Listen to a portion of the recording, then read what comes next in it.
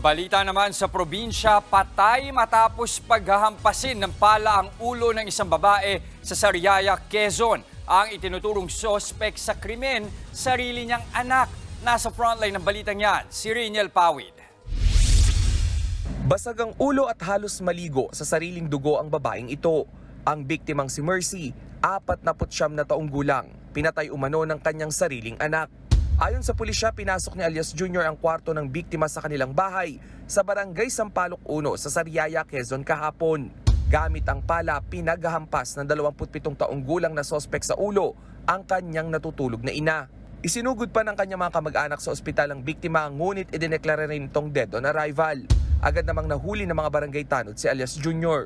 Na-turn over na rin nila ang sospek sa himpilan ng Sariaya Police kung saan siya kasalukuyang nakakulong.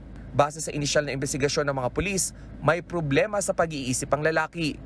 Maaring maharap sa kasong parricide ang sospek. Sa ngayon ay ang ating kaso ay ipiniprepare for filing in court at ang suspect naman ay arrested. Accordingly, aalamin pa rin natin ito pero di umano ay merong kakulangan sa pag-iisip ang suspect. Nagbabalita mula sa frontline, Reniel Pawid, News 5.